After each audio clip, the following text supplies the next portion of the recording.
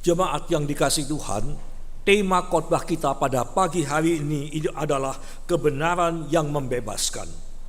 Dan tema ini didasarkan dari ucapan Yesus yang menjadi jawaban Yesus kepada Yohanes Pembaptis dalam bacaan kita ayatnya yang ke-15. Jadi Yesus datang dari Galilea untuk meminta Yohanes Pembaptis membaptiskan dia. Dan Yohanes yang tahu siapa Yesus menolak. Dan Yohanes mengatakan, aku yang perlu dibaptis olehmu, bukan aku membaptis engkau. Dan Yesus menjawab sanggahan Yohanes dengan mengatakan, biarlah hal itu terjadi sekarang, karena demikianlah sepatutnya kita menggenapkan seluruh kehendak Allah. Lembaga Alkitab Indonesia mengatakan sepenuhnya kita menggenapkan seluruh kehendak Allah. Sedangkan dalam bahasa aslinya seperti yang dikutip oleh seluruh Alkitab dalam bahasa Inggris, dan itu yang dipakai oleh penulis untuk membuat tema kita pada pagi hari ini, dalam bahasa aslinya itu sepatutnya kita menggenapkan seluruh kebenaran, bukan seluruh kehendak Allah. Nah, apa yang dimaksudkan oleh Yesus ketika dia mengatakan bahwa dia dibaptis agar menggenapkan seluruh kebenaran? Di dalam Alkitab, jemaat yang dikasihi Tuhan, kata kebenaran sulit untuk didefinisikan. Karena ia mempunyai suatu arti yang jauh lebih luas dan jauh lebih dalam ketimbang istilah kebenaran di dalam dunia modern. Oleh karena di dalam Alkitab Perjanjian Lama maupun Baru, kata itu kadang-kadang diterjemahkan dengan keadilan. Silih berganti, tergantung pada konteksnya. Nah, kebenaran di dalam Alkitab secara singkat itu dikatakan kebenaran yang utuh dan menyeluruh. Yang pertama, kebenaran itu di dalam Alkitab lebih daripada sekedar melakukan tindakan yang benar secara moral. Lebih daripada sekedar taat pada hukum yang jelas. Lebih daripada hanya kebenaran yang faktual, kebenaran yang objektif. Keadilan berdasarkan fakta. Di dalam Alkitab kebenaran itu mencakup keadilan, akurat, correctness, lurus, straight, integritas, kesucian, penebusan. Semua terangkum dalam satu istilah kebenaran atau keadilan. Dan yang kedua, kebenaran di dalam Alkitab itu ada suatu kesatuan yang utuh antara kualitas batin, antara hati dan karakter si orang yang benar itu, motivasinya, integritasnya, imannya, dan praktek lahiriah, tindakannya, perilaku. Kesatuan antara hati dan perbuatan. Nah, sebagai contoh yang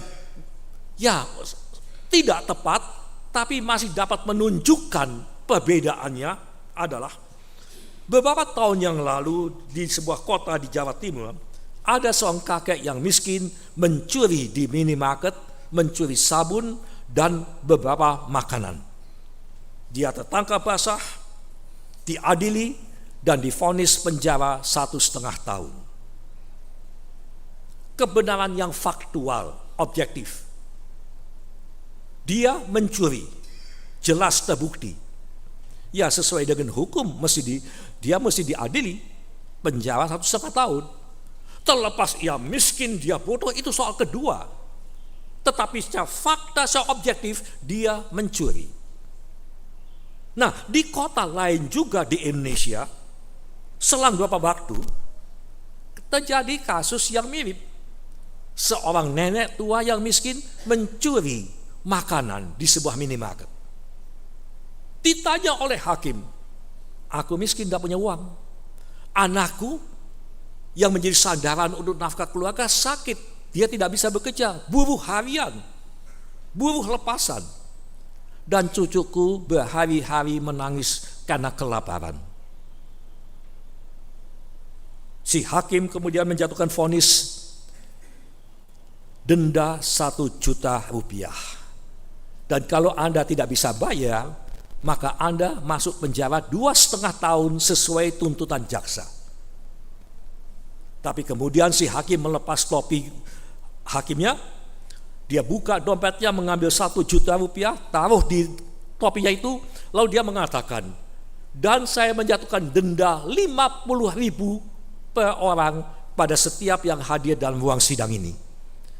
Karena tinggal di kota yang melakukan pembiaran atas seorang janda yang miskin, dan karena miskinnya dia mesti mencuri agar cucunya bisa makan. Anda lihat perbedaannya? Jangan salah mengerti. Saya tidak berbicara tentang mana yang benar dan mana yang salah. 2 kasus ini hanya menunjukkan bagaimana kita melihat keadilan dan kebenaran.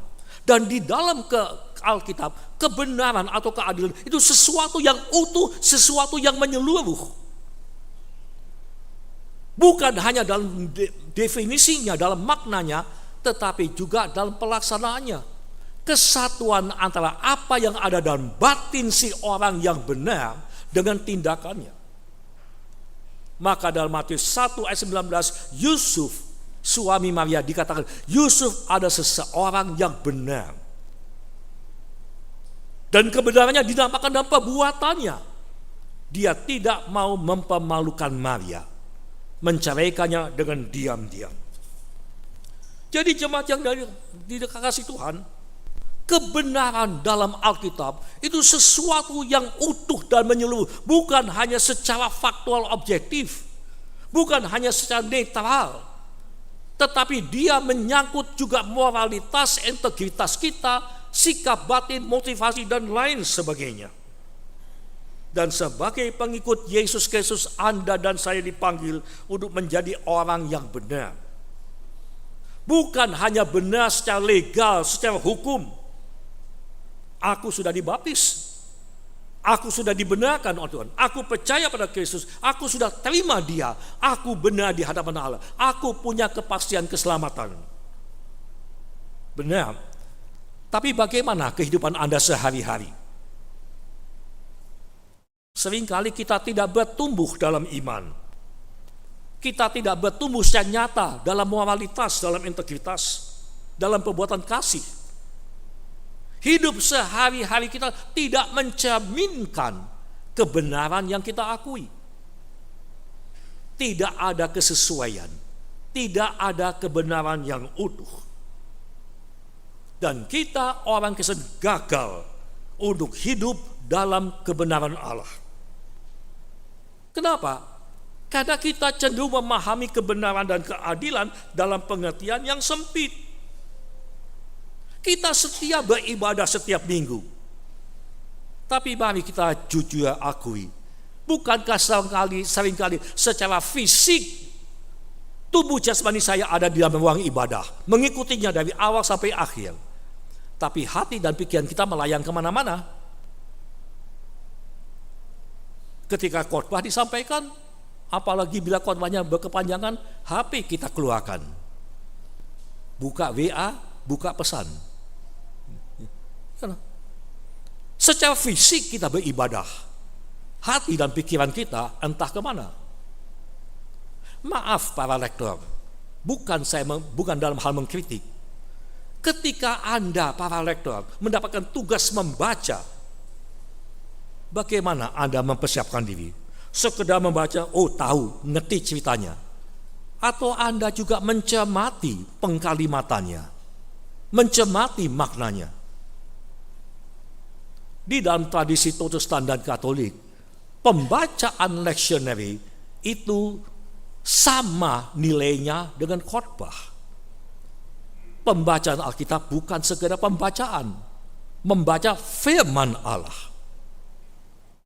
Jadi jemaat yang dikasihi Tuhan, dalam kehidupan sehari-hari kita cenderung hanya memahami kebenaran iman secara faktual, objektif lahiriah. Tetapi esensinya, intinya jauh dari diri kita. Kita gagal dalam menjalani hidup kekristenan kita. Dan kegagalan Anda dan saya itulah yang diambil oleh Yesus Kristus ketika dia memberi dirinya dibaptis oleh Yohanes Pembaptis. Dengan mengatakan sepatutnya kita memenuhi, menggenapi seluruh kebenaran. Tindakan Yesus untuk memberi dirinya dibaptis oleh Yohanes adalah untuk memenuhi, menyelesaikan, dan menghidupi dengan sempurna makna kebenaran yang Anda dan saya gagal jalani. Dengan baptisannya, Yesus menyamakan diri dengan Anda dan saya manusia berdosa, yang ujungnya nanti dia pikul di salib, tergantung di sana mati menggantikan hukuman Anda dan saya. Baptisan Yesus oleh Yohanes Pembaptis menunjukkan sikap batin Yesus yang utuh dan menyeluruh, sikap batin yang penuh dengan ketaatan, kerendahan hati terhadap kehendak Allah Bapa. Dan itu sebabnya Lembaga Alkitab Indonesia menerjemahkan dengan menggenapi seluruh kehendak Allah. Meskipun kita mesti berhati-hati, esensi kehendak Allah itu adalah kehendak Allah yang utuh dan menyeluruh. Satu antara hati dengan kata, hati dengan perbuatan, kata dan sikap. Baptisan Yesus bagi Anda dan saya. Apakah sekedar bahwa Yesus menggantikan hukuman Anda dan saya di kayu salib? Lebih daripada itu. Baptisan Yesus menyaksikan kepada Anda dan saya kerendahan hati Yesus. Dalam ayat 13 kita membaca, pada waktu itu Yesus datang dari Galilea ke Yordan kepada Yohanes untuk dibaptis olehnya. Baptisan Yesus terjadi atas inisiatif Yesus. Dia yang memilih dan memutuskan untuk dibaptis. Sedangkan Yesus tahu baptisan Yohanes adalah baptisan pertobatan. Baptisan bagi orang-orang yang berdosa yang mendengarkan khotbah Yohanes Pembaptis tentang kerajaan Allah. Sadar akan dosanya, bertobat, dibaptis. Dari Injil Matius 1 dan 2 yang menceritakan latar belakang dan asal-usul Yesus, kita tahu Yesus adalah Allah. Dia adalah Sang Mesias, Juru Selamat, Raja Penyelamat. Dia tidak berdosa. Yesus tidak perlu bertobat. Dia tidak perlu dibaptis. Akan tetapi meskipun Yesus tahu siapa dirinya, Mesias yang dinanti-nantikan, dia tetap memutuskan untuk menerima baptisan pertobatan. Menyamakan diri dengan Anda dan saya manusia berdosa yang perlu bertobat. Itulah kerendahan hati Yesus Kristus. Itu Tuhan Anda dan saya. Dan Tuhan Anda dan saya memanggil Anda dan saya yang percaya kepadanya untuk hidup dalam kerendahan hati. Dunia mengajarkan kita yang sebaliknya. Dunia mengajarkan kita untuk meninggikan diri atas orang lain. Dunia mengajarkan jangan mau diremehkan, jangan mau disepelekan, apalagi direndahkan. Lawan, tunjukkan siapa dirimu. Kamu siapa? S1, saya S2, S3. Itu dunia. Seorang dosen menerobos antrian untuk membayar di kasir sebuah minimarket.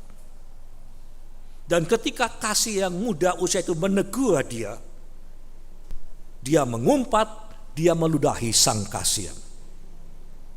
Dia merasa dirinya berpendidikan tinggi. Aku dosen, aku aparat sipil negara, kamu siapa? Bocah usia 21 tahun kok mau menegur aku? Anda lihat, itulah dunia kita. Tidak usah jauh-jauh. Kalau Anda nanti pulang, perhatikan di pertigaan Magurejo dan Sidoarjo Erdas. Ada anak-anak yang mengatur lalu lintas. Berapa banyak orang yang mengabaikan mereka? Tidak mempedulikan apa-apa. Mereka membantu untuk mengatur. Tetapi beberapa kali saya menyaksikan beberapa kendaraan nyaris hampir menabrak mereka. Tidak mempedulikan. Siapa kamu kok mau ngatur lalu lintas? Dunia mengajarkan Anda dan saya untuk meninggikan diri.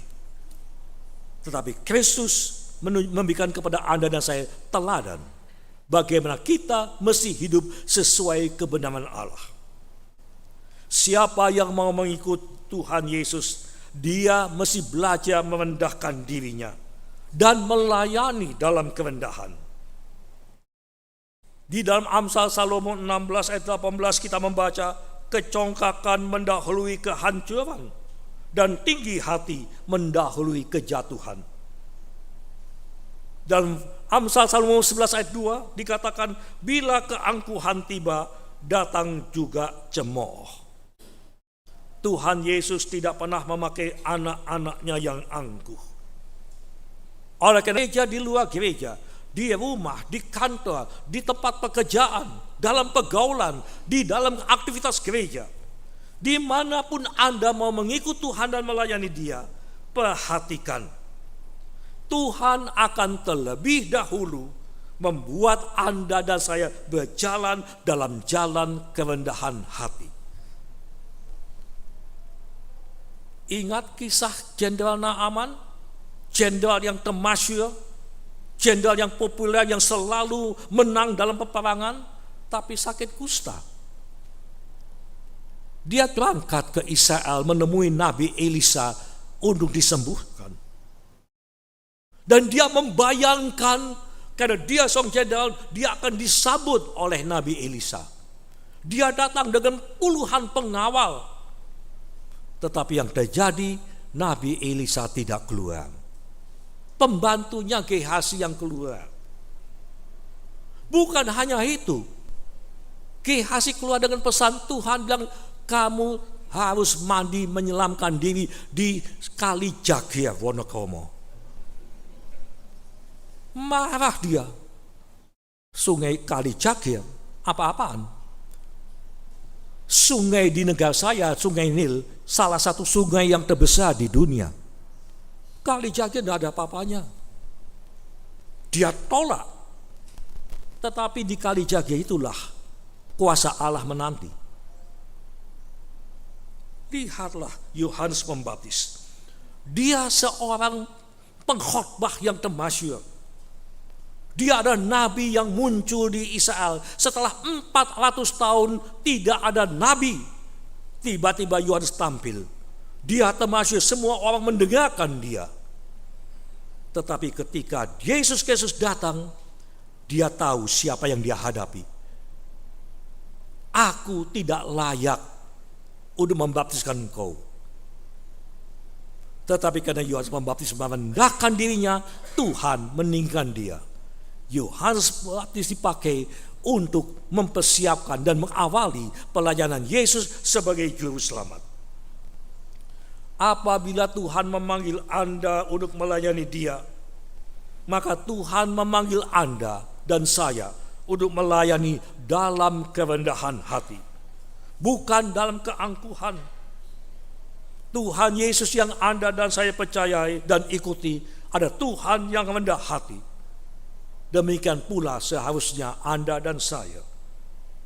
Yang kedua, jemaat, baptisan Yesus menunjukkan sikap penundukan diri Yesus.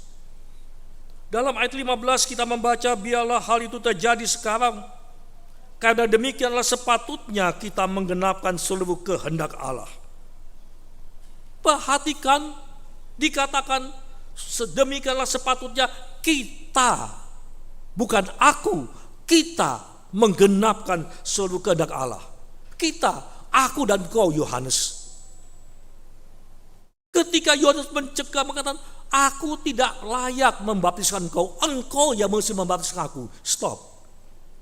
Tunggu dulu. Kita mesti menggenapkan kehendak Allah. Bukan hanya aku, tapi juga engkau. Benar aku Mesias yang mempunyai misi dari Allah.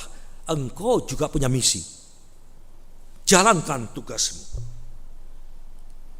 Yohanes mengenali siapa Yesus yang datang kepadanya untuk dibaptis. Orang yang jauh lebih besar, jauh lebih tinggi, jauh lebih mulia dari dirinya. Yohanes mengakui akan kebesaran dan ketinggian Yesus.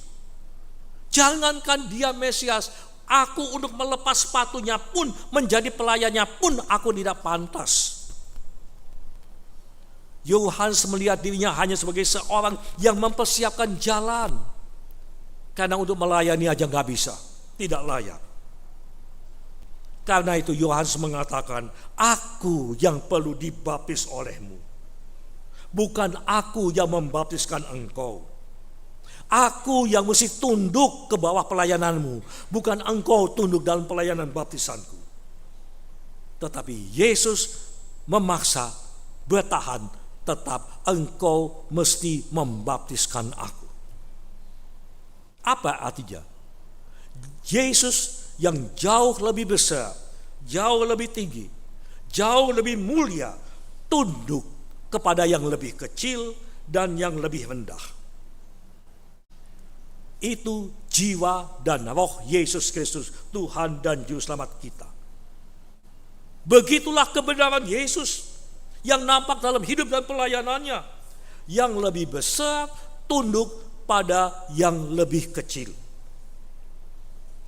Dan penundukan inilah yang hilang dari kehidupan kita orang Kristen. Kita tidak bersedia tunduk.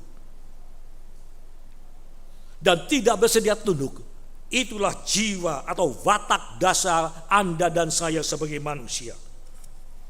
Ada sesuatu dalam diri kita yang cenderung membantah, menolak untuk tunduk. Mengapa aku mesti tunduk pada suami?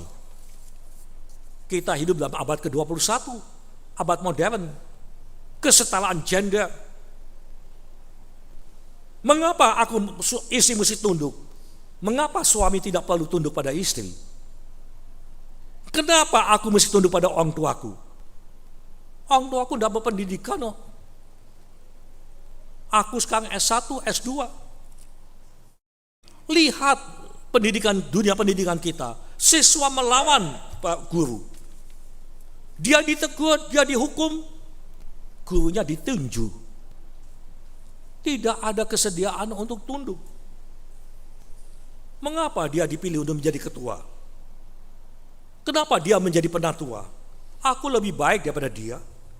Aku lebih layak daripada dia. Apa? Aku dipilih untuk untuk seksi doa, seksi dekorasi. Kamu anggap aku ini siapa? Gak mau. Jadi ketua, jadi sekretaris aku layak. Seksi moh. Itu Anda dan saya. Kita perlu belajar dari Yesus. Dia yang lebih besar, yang lebih mulia, tunduk kepada yang kecil. Bahkan meminta kepada yang kecil, engkau lakukan tugasmu. Terima aku dalam pelayananmu, pelayanan baptisanmu yang kecil itu. Jemaat yang dikasihi Tuhan, ketidaksediaan kita untuk tunduk itulah yang menyebabkan banyak dari kita hidup tanpa sukacita, tanpa kuasa dalam pelayanan, dan kehilangan berkat-berkat Tuhan. Dan kita mempertanyakan, mana janji Tuhan? Mana kebenaran janji-janjinya, berkat-berkatnya? Semua itu menjadi alasan mengapa Allah tidak bisa memakai Anda dan saya di dalam pelayanan. Maka pertanyaannya itu adalah, apakah Anda dan saya sudah memiliki hati yang tunduk? Apabila Anda dan saya belum mempunyai hati yang tunduk, lebih baik Anda jangan masuk dalam pelayanan, pekerjaan Tuhan. Pelayanan Yesus penuh dengan kuasa, karena dia masuk dalam pelayanannya dalam sikap hati yang tunduk sepenuhnya kepada Allah Bapa dan kepada Yohanes Pembaptis, hamba Allah. Jalani kehidupan dan pelayanan Kristen kita dengan hati yang tunduk. Belajar untuk bersedia menundukkan diri Tidak berpikir aku lebih besar dari engkau, aku lebih layak daripada engkau, aku lebih baik, aku lebih berpotensi. Kamu tidak setara dengan aku. Jauh, buang pikiran seperti itu. Perlakukan orang lain seolah-olah dia jauh lebih baik daripada diri kita. Inilah sikap yang menundukkan diri. Dan dengan begitu, kita akan hidup dalam kelimpahan berkat Allah. Kita akan menemukan sukacita dan kuasa Allah memenuhi kehidupan dan pelayanan kita. Yang ketiga, jemaat, Yesus dengan memberi dirinya dibaptis berarti dia membiarkan dirinya terbuka untuk disalah fahami, disalah mengerti. Baptisan Yohanes Pembaptis ada baptisan untuk orang-orang berdosa yang bertobat. Dan ketika Yesus dibaptis, maka orang bisa salah mengerti tindakan Yesus. Baptisan itu memperlihatkan bahwa seolah-olah Yesus itu adalah orang yang berdosa. Orang tidak akan mau mendengarkan pengajaran Yesus. Orang tidak akan mau menerima pengakuan Yesus bahwa dia datang dari Allah. Nah, siapa dia? Dia dibaptis oleh Yohanes Pembaptis. Aku tahu. Saya ada di belakang Yesus. Saya orang yang ketiga yang dibaptis setelah Yesus. Dia sama dengan kita, orang berdosa. Tetapi Yesus tidak takut disalah mengerti. Walaupun dia tahu konsekuensinya ketika dia memberi diri dibaptis, Yesus tetap menjalankannya. Dia tetap melakukannya demi kebenaran Allah. Jemaat yang dikasihi Tuhan, dalam menjalani kehidupan Kristen kita, terlebih-lebih dalam pelayanan, Anda dan saya juga akan terbuka untuk salah mengerti. Motivasi Anda boleh murni. Anda boleh tulus menerima jabatan itu, pelayanan itu. Anda boleh tulus dan jujur memberikan persembahan. Tetapi tetap Anda bisa disalah mengerti. Akan selalu ada orang-orang yang memelintir ketulusan Anda. Apa yang Anda kerjakan dengan tulus. Dan ketika hal itu terjadi, tidak perlu marah, tidak perlu kecewa, tidak perlu patah semangat, nggak perlu sewot, nggak usah. Yesus saja tidak takut untuk disalah mengerti. Dengan menerima baptisan Yohanes, dia membuka dirinya untuk disalah mengerti. Tapi dia tidak takut. Karena dia datang untuk memenuhi seluruh kebenaran Allah. Yesus hanya peduli satu, kebenaran Allah, dan aku menjalankannya dengan sepenuh hatiku, dengan keseluruhan diriku. Bagaimana pandangan orang lain, itu persoalan yang lain. Tetapi aku akan benar di muka Tuhan. Karena itu jemaat yang dikasihi Tuhan, ikutilah jejak Yesus Kristus. Lakukan yang benar di hadapan Allah tanpa peduli apa pandangan orang lain. Percayakan kepada Tuhan. Tuhan melihat dan dia akan bertindak. Dia akan mengatasi segala kesalahpengertian.